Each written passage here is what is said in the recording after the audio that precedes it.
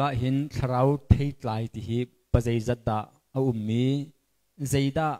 chu thei tlai ni chun ai tit mi si zeida zerong ada chu thei chu tlai a ha unak asi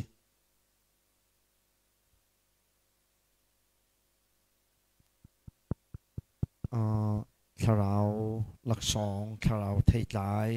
ti kha cho lo ding he be pi ngai voi tam pi cho tharau lak song na kha pakua tia kan ti cheu to ne jarong na pakua tia kan ti tia chun tharau thei tlai he khan kan cho cha khan pakua tia kan ti swal bia kha se tharau lak song cho zoom tu asmi ni tharau thiang tharau kan chau nuwe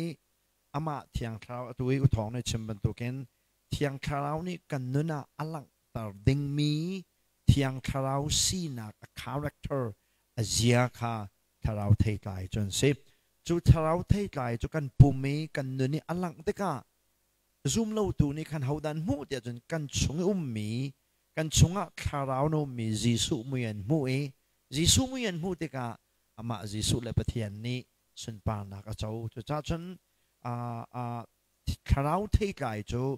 bedang ka chim chon zoom tu nun se zoom tu ni kan ngai ding mi ziaza nun kan ngai te ka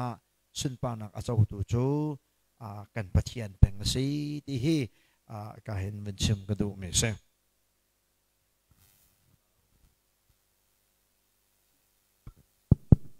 tharau thei tlai chu khat te long ko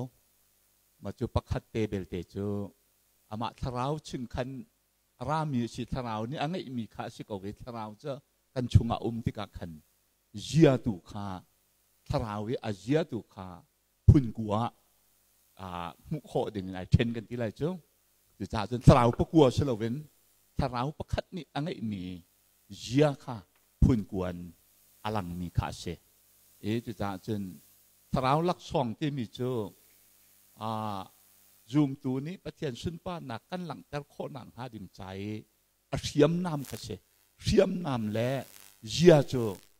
lo phung kha phung selawe chu cha chen tharau zoom tu pakhat ni hin tharau lak song he nei lo kho se ko nei lo te tom te dong nei kho tam do dong nei kho tharau thei par hi chu zoom tu po ni hin kan nei alang kho lo tu kha chu thil dang a se thiên cuồng này vậy lấy trả lại khẩu mi thiên cuồng chưa lại chặt đậu bân tục lấy lấy chia khẩu mi thiên cuồng chưa lại chặt đậu bân tục dòng kinh ai lâu ngày mi khé xí cổ từ chỗ tôi nạc